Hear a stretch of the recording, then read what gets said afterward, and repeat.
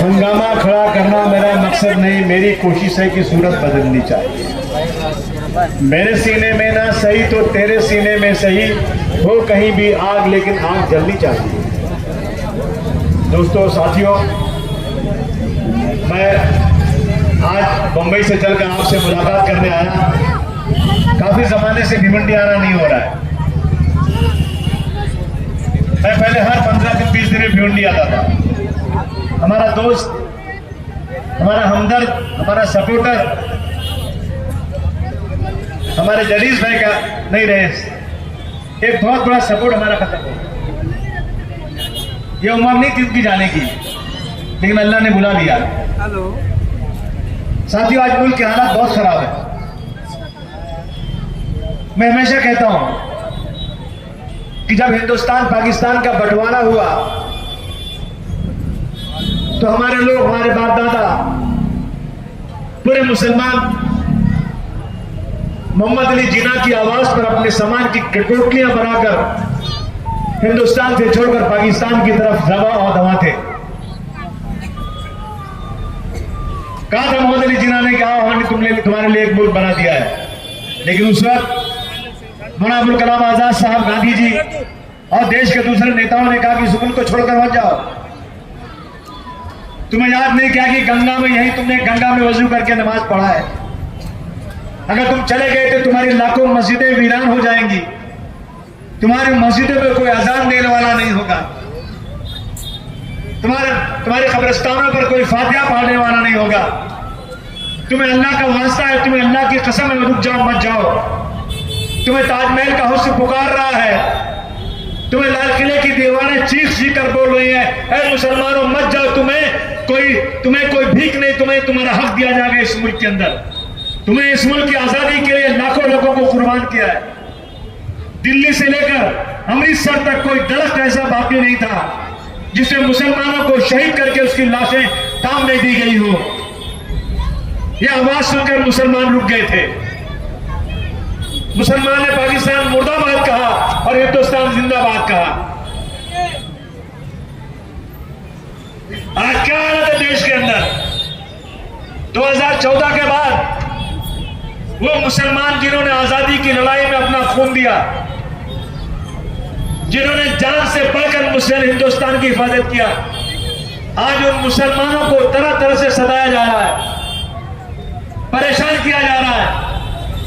हद तो यह है, अभी आतंकवादी ने मुसलमान बोल के मारा, मुसलमान पूछ करके, धर्म पूछ करके उसने गैर मुस्लिमों को मारा। मैं पूछूं कि क्या इसके पहले हिंदुस्तान में ये नहीं हुआ है? मोहन भागवत साहब कहते हैं कभी भी धर्म पूछ कर नहीं किया गया। मैं मोहन भागवत साहब आपको याद दिला दूं अगर आप भूल गए हैं। एक ट्रेन के अंदर एक सिपाही ने बंदूक लेकर चुन चुन कर मुसलमानों का नाम पूछ करके 3 मुसलमानों को मारा था। याद है कि नहीं याद है? मैं याद दिलाऊं आपको, एक टीचर स्कूल में पढ़ाने वाली माँ बाप के पास जिसका सबसे ज्यादा दर्जा होता है, उस टीचर ने एक मुस्लिम छोटे से बच्चे को क्लास में खड़ा किया।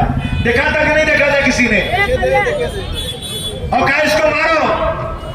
क्यों मारो कि ये मुसलमान है? मोहन भागवत साहब आप भूल गए? वो बच्चा छोटा सा चिल्लाता रहा, रोता रहा, लेकिन लोग जोर से मारो और जोर से मारो, आगे बच्चे मारते रहे उसको। वो मुसलमान था इसलिए मारा गया।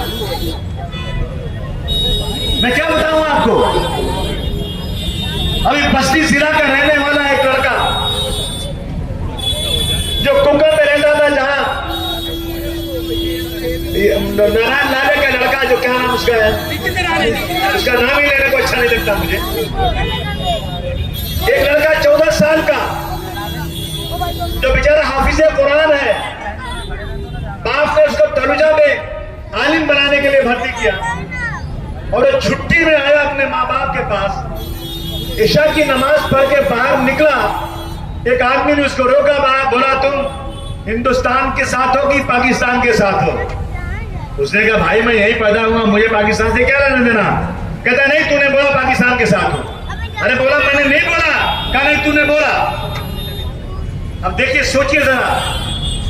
उसके बाद उसके माँ बाप आए, झगड़ा लड़ाई हुई, 2 घंटे के बाद 40-50 को लेकर आया, उसका पूरा घर तोड़ डाला। भंगार की 5-10 लाख का सामान था, सब लूट लिया और माँ बाप को और बच्चे को जेल भेज दिया। कोई सबूत नहीं, कोई गवाह नहीं। लड़का बोलता है मैंने नहीं बोला। किससे बात करूं, किससे फरियाद करूं, किससे छुड़ाऊं उसको, कहां जाऊं, किससे बात करूं? कोई साथ देने वाला नहीं है। वो गरीब बेचारा अपने बाल बच्चों को लेकर छोटी सी जो उसकी गाड़ी थी जिसे भाड़ा क्रूज होता था, बिठा करके बेचारा कल्याण में आकर के जगह ढूंढ रहा है और उसका सामान भी वहां से नहीं दिया जा रहा है। ये हालात देश के आज है। कितना सब्र करें? पानी सर से ऊंचा हो गया है। अगर आपने कहीं भी एहतजाज किया और आपके खिलाफ वो इतना बड़ा प्रोपेगेंडा करेंगे, आपका घर तोड़ डालेंगे, आपको जेल भेज देंगे। ये हालत देश में आ जाए। कानून नाम की कोई चीज नहीं है हिंदुस्तान में। यकीन जाना दोस्तों, अल्लाह को हाजिर नाजिर जानकर कहता हूं, मुझे सियासत से कोई लेना देना नहीं था, लेकिन मैंने बम ब्लास्ट 1993 में मैंने देखा कि मुसलमानों के हालात क्या हो रहे हैं यहां पर। मैं बेकसूर था, मैं जेल में था 1 साल तक। मेरे बाप कहते थे कि सारी जायदाद ले लो, मेरे बेटे को छोड़ दो, मैं फिर आजमगढ़ को लेकर वापस चला जाऊंगा, लेकिन कोई सुनने वाला नहीं था। दिलीप कुमार जैसा आदमी कमिश्नर ऑफिस में आया, 1 घंटे तक कहा अबू आसिम बेकसूर है, छोड़ दो। जाफर शरीफ साहब रेलवे मिनिस्टर थे, वो मुंबई आए, लेकिन नहीं छोड़ा मुझे किसी ने। मैं 1 साल 15 दिन तक जेल में पड़ा रहा, लेकिन मैंने सोच लिया जिस दिन छूटूंगा इंशाअल्लाह ताला मैं अब कारोबार छोड़ो, जाने दो, मैं अब इस कौम के लिए काम करूंगा। वो दिन आज का दिन है।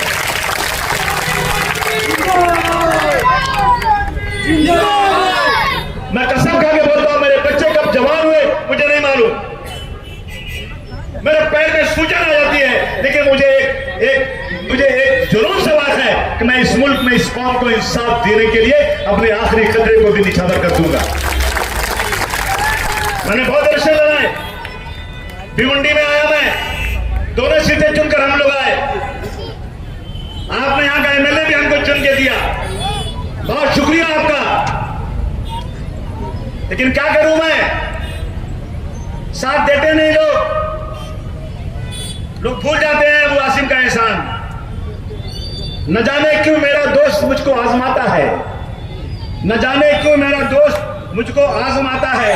जिसे आगे बढ़ाता हूं वही पीछे धकेलता है, जिसे आगे बढ़ाता हूं वही पीछे हटाता है। खता इसमें तेरी क्या, यही मेरा मुकद्दर है।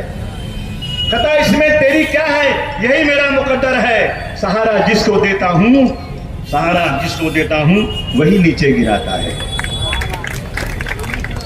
तरस मुझको भी आती है, हंसी मुझको भी आती है। मेरा पाला हुआ बच्चा मुझे आंखें दिखाता है। दोस्तों साथियों, मैं कभी इलेक्शन लड़ता नहीं था, मैं लड़ाता था।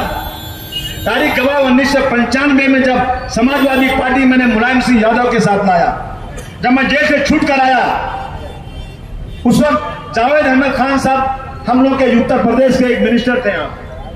हमारी उनसे जान पहचान थी, उनके लिए मैं गोंडी जाकर वोट मांगता था। वो भी मुझसे मिलने को तैयार नहीं। उन्होंने मुझे फोन पर बताया कि अबू आसिम, मुझे अब की बार मंत्री नहीं बनाया गया कि शरद पवार साहब ने कहा कि अबू आसिम जो बम ब्लास्ट का मुझे मैं, तुम उसके रिश्तेदार हो जावेद खान, इसलिए तुमको मंत्री पद नहीं मिल सकता। दावत खान साहब ने कहा अरे साहब कैसी बात कर रहे हैं, अबू आसिम से मेरा कोई लेना देना नहीं, अबू आसिम से मेरा कोई रिश्ता नहीं, आप मुझे मिनिस्टर बनाइए। वो जावेद खान साहब जो दिन के उजाले में मुझसे मिलने को तैयार नहीं थे। मेरे साय से मैं जमानत से छूट आया, ये मेरे साय से भागते थे ये लोग। लेकिन मैंने सोचा कि मैं अब एक ताकत बनाऊंगा। कुत्ता भी अपने बच्चों को पालता है अबू आसिम, अगर जिंदगी का भी मकसद है इस कौम के लिए कुर्बान हो जाओ। मुझे भाषण नहीं आता था, मुझे राजनीति नहीं आती थी, लेकिन मैंने ढूंढा। उत्तर प्रदेश में मुलायम सिंह यादव नाम का हिंदू नेता है, जो पहलवान थे, जो धोती पहनते हैं, मेरा एक दोस्त आया यूपी सुनने का, आसिम भाई उत्तर प्रदेश में जो सरकार है ना, ऐसा लगता है कि मुसलमानों के भी इस देश में इज्जत है। मुलायम सिंह यादव जी को मैंने फोन किया, बड़ी मेहनत से मुझे मिले। मैंने कहा सर आपकी पार्टी मुंबई में नहीं आई, आपकी पार्टी बनाना चाहता हूं। कहा मैं आऊंगा। मेरी एक बात पर मुलायम सिंह यादव, मैं एक मामूली आदमी था, मैं कोई मशहूर आदमी नहीं था, लेकिन मेरी एक बात पर मुलायम सिंह यादव ने कहा कि मैंने अखबारात में तुम्हारे बारे में बहुत पढ़ा है, तुम्हारे साथ बहुत जुल्म हुआ है, आजमगढ़ के लोगों ने मुझे बताया है कि तुम्हारे साथ ज्यादती हुई। मुलायम सिंह यादव मेरे बोलने पर 15 दिन के बाद मुंबई आ गए। ताजमहल होटल में ठहरे। लोगों ने कहा किसके यहाँ जा रहे हो आप उत्तर प्रदेश के मुख्यमंत्री हो, आप जिसके घर में जा रहे हो ना वो बम ब्लास्ट का मुजरिम है, अभी जमानत पर छूट कर आया है, उसके केस का फैसला भी नहीं हुआ है। मुलायम सिंह बोले मैं अबू आसिम को जानता हूं, मुझे मालूम है, मैं जाऊंगा। मैं बहुत खुश हुआ। मेरे घर पर आए, मेरे सर पर हाथ रखा उस वक्त उन्होंने और कहा अबू आसिम तुम आगे बढ़ो, मैं तुम्हारे साथ हूं। एक हिंदू नेता ने कहा। तालियां बजाकर स्वागत कीजिए मुलायम सिंह।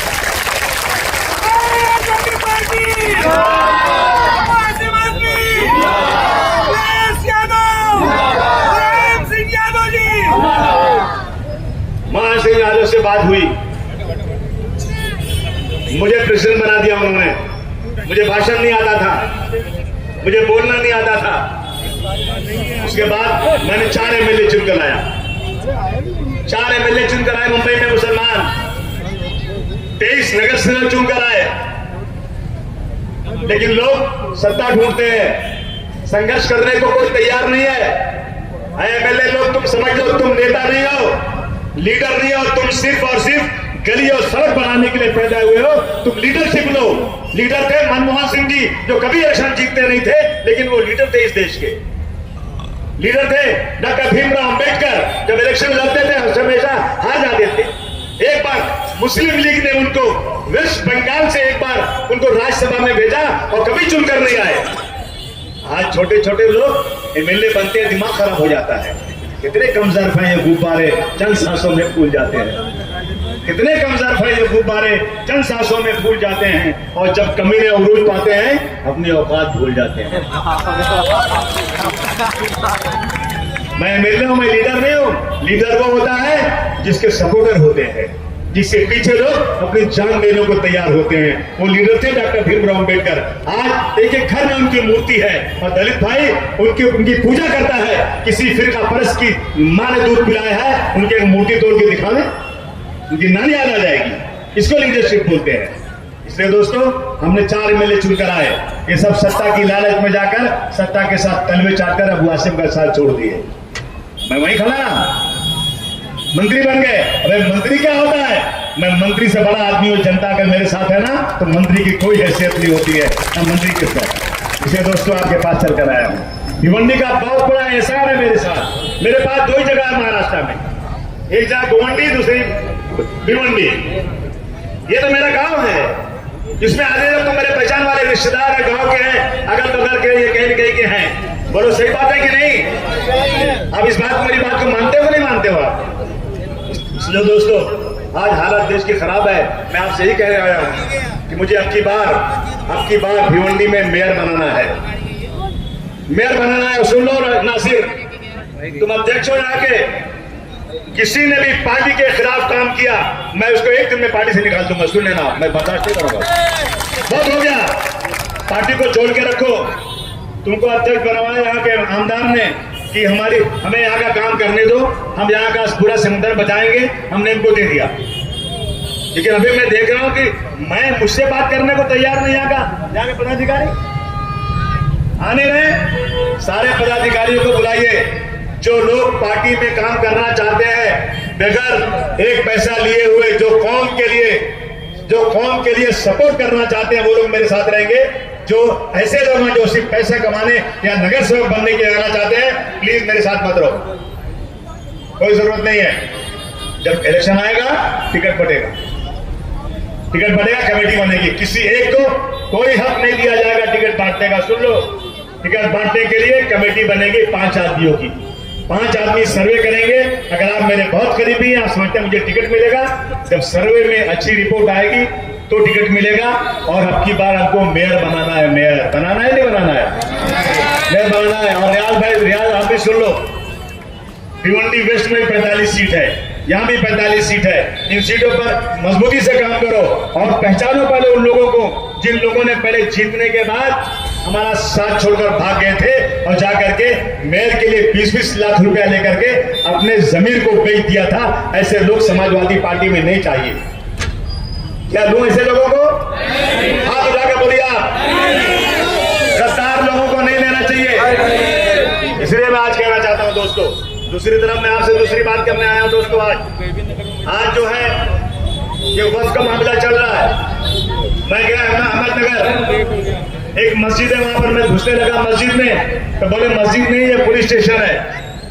मेरी पूरी मस्जिद खड़ी है, उसमें पुलिस स्टेशन चल रहा है। बगल में दूसरी मस्जिद में डीएम का ऑफिस चल रहा है। बगल में मुसलमानों की प्रॉपर्टी में, उसकी मस्जिद में वहां तहसील का ऑफिस चल रहा है। ये इस देश में हो रहा है। हमारी जमीनें, हमारे पुरखों ने जब देखा कि हमारा आखिरी वक्त है, मैं अपनी जमीनों को अल्लाह को राजी करने के लिए, अल्लाह को खुश करने के लिए मैं अपनी जमीनों को वक्फ बोर्ड को देता हूं, वक्फ करता हूं मैं जमीनों को, ताकि उसमें मस्जिद बने, उसमें यतीम खाना बने, उसमें स्कूल कॉलेज बने, उसमें अस्पताल बने, उसमें कब्रिस्तान बने। ये जमीन किसी सरकार की नहीं है, ये जमीन हमारे पुरखों की है। और वक्फ का कानून कहता है कि एक बार वक्फ जमीन हो गई तो जिंदगी में कभी भी वो जमीन बिक नहीं सकती और ट्रांसफर नहीं हो सकती। हमारी मस्जिदों का बंडर बांट हो रहा है। मोदी साहब कहते हैं कि इससे गरीब मुसलमानों को फायदा होगा। मोदी जी, मुझे एक एग्जाम्पल बता दो, आपकी हुकूमत आने के बाद कौन से मुसलमान को आपने फायदा पहुंचाया है, कौन से गरीब मुसलमानों के लिए आपने काम किया, एक बता दो। कुछ नहीं किया आज तक। उन्होंने क्या किया? हज की जो सब्सिडी थी ना, जो मिल रही थी, वो खत्म हो गई कि नहीं खत्म हो गई? हमारे पैसों की थी, वो सब्सिडी खत्म हो गई। लेकिन कोई बुरा नहीं मानना, लेकिन जो भी हिंदू भाई लोग जाते हैं तीर्थ स्थानों को, उनको पैसा मिलता है कि नहीं मिलता है? हम इस मुल्क के रहने वाले हैं, हम हज पे जा रहे हैं, हमारी सब्सिडी खत्म। और इसी मुल्क में हमारे दूसरे भाई लोग जो हैं, उनको अगर जाना है कहीं तीर्थ स्थान पे, तो उनको बहुत बड़ी रकम दी जाती है कि जाओ तीर्थ स्थान पे जाओ, और हमें नहीं दी जाती। ये कानून है क्या देश में? सभी का खून शामिल है यहाँ की मिट्टी में, किसी के बाप का हिंदुस्तान थोड़ी है। आज कानून नाम की कोई चीज नहीं बची है दोस्तों। इसलिए मैं कहना चाहता हूं कि वक्फ बोर्ड की लड़ाई लड़ना है, वक्फ कानून की लड़ाई लड़ना है, चाहे जो भी हो जाए। और सुन लो, कभी भी आसानी से कोई चीज मिलती नहीं। देश को आजाद कराना था, लाखों लोग ने शहादत का जाम पिया, तब देश आजाद हुआ। महाराष्ट्र को संयुक्त महाराष्ट्र बनाना था, कई लोग मारे गए तब हुआ, जब जाके आजाद हुआ। वक्फ की लड़ाई भी इंशाअल्लाह अगर खून मांगती है ना, हम खून देने को तैयार हैं, लेकिन अपनी जमीन को हम देने को तैयार नहीं है। मोदी जी कहते हैं कि मुसलमानों को फायदा। मैं उनसे पूछता हूं, भारतवर्ष में 28 राज्य हैं, 28 राज्य में सिर्फ 4 राज्यों में, 24 राज्य छोड़ दीजिए, 4 राज्यों में मंदिरों की 10 लाख एकड़ जमीन है। 10 लाख एकड़। मुझे एक हिंदू भाई बता दे, गरीब साउथ बॉम्बे का, साउथ इंडिया का, एक बता दे कि उसको वक्फ बोर्ड से आज तक इन लोगों ने कोई फायदा पहुंचाया? कोई फायदा नहीं। हमें फायदा पहुंचाएंगे? अभी वक्फ कानून बना नहीं कि हमारी जमीनें हड़पना शुरू हो गई, हमारी मस्जिदों की शुरू हो गई। आज इनको जो है हमारी मस्जिदों की अजान बंद कराना है। मुझे बताइए गणपति कहां होती है? नहीं, हमारे मस्जिदों के बाहर नमाज क्यों नहीं पढ़ने देंगे? गणपति कहां होती है भाई? रोड पे, बंद कमरे में होती है क्या? कहां बिठाई जाती है? 10 दिन तक रोड जाम रहता है कि नहीं? माइक चलता है कि नहीं? डीजे बजता है कि नहीं? दशहरा आता है, कहां मनाया जाता है? मनाया जाता है रोड पे। जितनी भी त्योहार हैं, मुझे कोई शिकायत नहीं, मैंने आज तक शिकायत किया नहीं। हम वेलकम करते हैं। और हम सुनो, हम डरते नहीं, दुनिया में डरते हैं तो अल्लाह से डरते हैं और किसी से डरते होते नहीं। कोई भी हो, वही जान लेने वाला है, जान देने वाला है। वही जिंदगी मौत का मालिक है। तो आज जो है, अगर कोई मुसलमान सड़क पे नमाज पढ़ लेगा तो उसको जेल हो जाएगी, उसका पासपोर्ट कैंसिल कर देंगे, उसका लाइसेंस कैंसिल कर देंगे। लेकिन अगर हमारा कोई ब्रादर वतन सड़क पर नंगा नाक नाचेगा तो उसका कुछ नहीं होगा। क्यों? उनकी सरकार है। ये चलेगा क्या देश में? एक गिरीश सोमैया है, वो तो ऐसे हिलते रहता है, बोलता है कि तिवादी नगर में और देहात हुआ। बोले क्या होता है भैया? तिवादी नगर में और देहात हुआ। बहुत हर चीज को जिहाद से जोड़ रहे हैं। अरे जिहाद एक ऐसा लफ्ज है जो बहुत रिस्ट्रिक्टेड लफ्ज है। जिहाद को इन चीजों से मत जोड़ो। मैं कहना चाहता हूं मुख्यमंत्री जी से, मैं जिहाद पर आपको 100 किताबें देने को तैयार हूं, 100 किताबें कि जिहाद कितना रिस्पेक्टेड लफ्ज है। उसके बाद आप बताना जिहाद क्या होता है। अच्छा, वोट नहीं मिला, वोट जिहाद है। ये हालत आज देश में हो गई है। रोजाना कहीं ना कहीं कुछ हो रहा है। अब देखिए, जो वहां हमला हुआ है कश्मीर में हमला हुआ, कहते एक दिन पहले तक वहां सिक्योरिटी थी और दूसरे दिन सिक्योरिटी नहीं। ये आपने बयान सुना कि नहीं लोगों का? एक जज साहब कह रहे हैं कि हम गए थे तो वहां सिक्योरिटी थी, मगर दूसरे दिन सिक्योरिटी नहीं थी। और जहां 2000 लोग गए हैं टूरिज्म के लिए, और जहां देश का ज्यादा पैसा जो है आज आतंकवाद के खिलाफ कश्मीर में खर्च हो रहा है। 2000 लोग हैं, 3 आतंकवादी आए और एक का धर्म पूछ के मार दिए और चले भी गए, लेकिन उस वक्त तक कोई भी सिक्योरिटी नहीं आई। ये पूछे कि ना पूछे? ये पूछेंगे तो हमको जेल भेजेंगे। यहां से कोई पूछ नहीं सकता। और वहां पर देखा आपने, नजाकत नाम का आदमी, उसने अपने टूरिस्ट के बच्चे के ऊपर सो गया वो और लेकर घर गया। उसके फैमिली बोलती है, नजाकत भाई, हम जीते जी हम जिंदगी भर आपका एहसान नहीं भूलेंगे जिस तरह से आप हम लोगों की जान बचाई।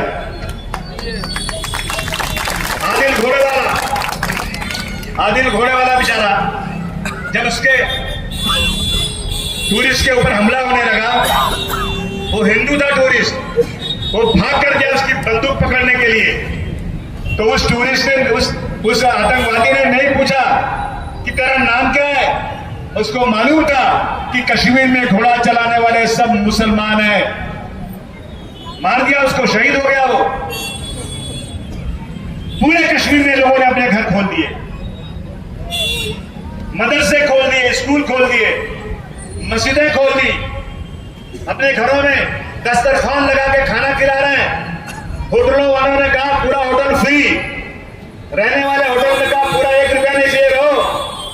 और जितने टूरिस्ट गए थे चिल्ला कर कह रहे हैं कि मुसलमानों ने हमारी बहुत मदद किया, हम उनका एहसान कभी नहीं भूल सकते। उसके बदले में हमें क्या मिल रहा है? हमें ये मिल रहा है, एक मंत्री पद पर बैठा हुआ आदमी ये कहता है कि अब अगर सामान खरीदने जाना तो पहले हनुमान चालीसा पढ़ाना, अगर हनुमान चालीसा पढ़ाना तभी सामान खरीदना। मुसलमान तो नहीं पढ़ेगा ना भैया। आपने धर्म पूछ लिया वहां पे। तो मैं अगर कहूं ये कि उस आतंकवादी में तुम्हारे में क्या फर्क है? उसे धर्म पूछ के मारा, तुम धर्म पूछ के उसको बाइकआउट करना चाहते हो और सरकार कुछ नहीं कर रही उसके खिलाफ, कुछ नहीं। मैं एक चुना हुआ एमएलए हूं, मुझसे टीवी वालों ने पूछा औरंगजेब रहमतुल्लाह अलैह के बारे में, मैंने वही कहा मैंने जो पढ़ा है। क्या वो टोपियां नहीं सिलते थे? क्या वो कुरान शरीफ नहीं लिखते थे? मैंने किसी छत्रपति शिवाजी महाराज के खिलाफ, मैंने संभाजी के खिलाफ एक लफ्ज नहीं बोले। मैं छत्रपति शिवाजी महाराज की हमेशा तारीफ करता हूं क्योंकि उनके राज्य में उनका सिपाही सालार मुसलमान था, उनका बॉडीगार्ड मुसलमान था, उनका वकील मुसलमान था। मैं उनकी तारीफ करता हूं। लेकिन इस सरकार ने मेरे एक लफ्ज के ऊपर मुझे पूरी असेंबली से सस्पेंड कर दिया। मैं इस पूरी असेंबली में जो 1 महीने चली मैं कुछ बात नहीं कर सका। हम 2 एमएलए थे, मुझे सस्पेंड किया गया, मगर मेरी तरफ से वहां बोलने वाला कोई आदमी नहीं था।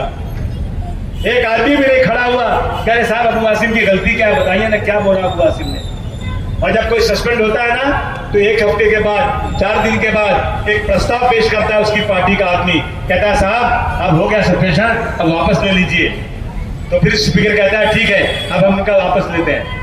अबू आसिम के पास कोई आदमी नहीं था कि जो प्रस्ताव करे और अबू आसिम दोबारा हाउस में आ सके। मैं बाहर पड़ा रहा, लेकिन याद रखिएगा, मैं अपनी सच्चाई से कभी मुकरने वाला नहीं हूं। मुझे अगर आपको सस्पेंड करना है, जिंदगी भर के लिए सस्पेंड कीजिए, लेकिन मेरी जबान पर आप लगाम सच्चाई के नहीं लगा सकते।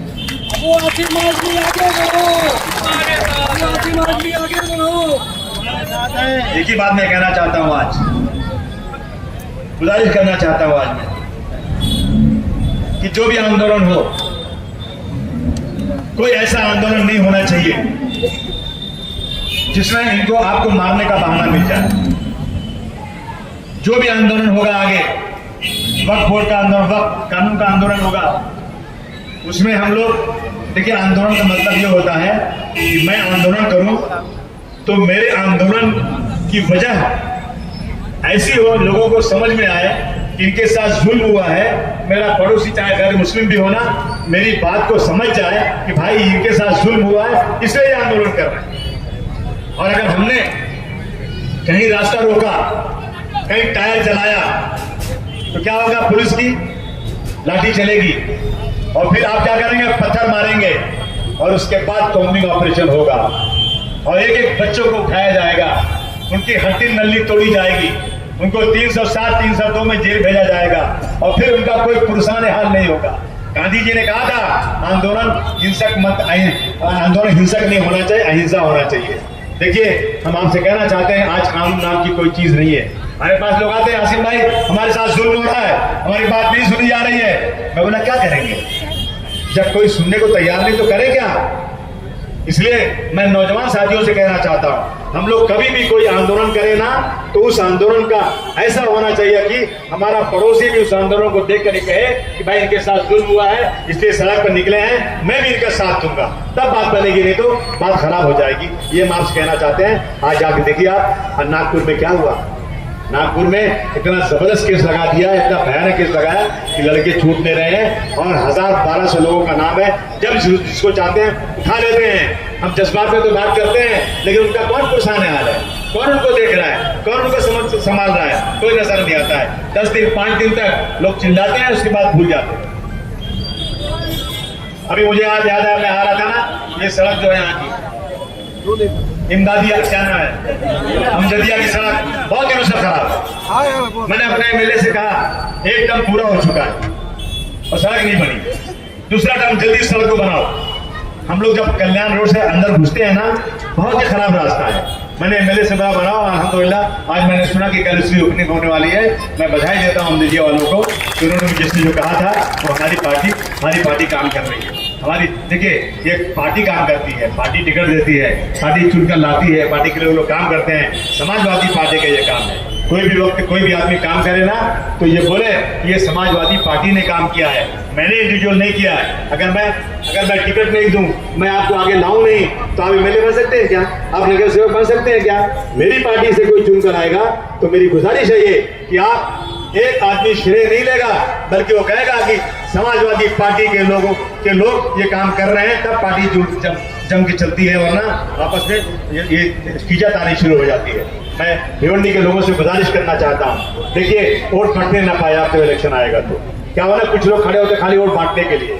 अगरचे पिछली बार क्या हुआ कि रियाज को हमने खड़ा किया था भिवंडी वेस्ट से, हमारे लोगों ने, मैं बोलता हूँ, मैं सुन लीजिए आप, यहाँ के लिए अपना अजय भाई भी है, पार्टी के लोग भी खड़े हैं, हमारे लोगों ने, मेरे ही लोगों ने मेरे अपने ही उम्मीदवार को हराने के लिए एमआईएम को लाया, वहां खड़ा किया, ताकि समाजवादी पार्टी जो उनकी खुद की पार्टी है वो हार जाए।